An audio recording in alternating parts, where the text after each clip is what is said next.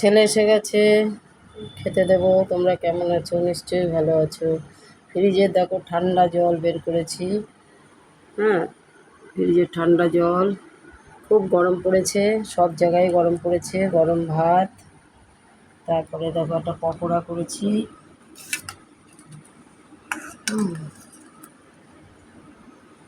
তারপরে একটা চচ্চড়ি আছে, আলু ভাজা আছে, শসা আছে। আজকে মেনু।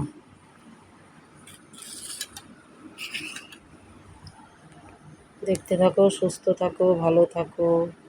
মনে চেলে লাইক করো, ঠিক আছে?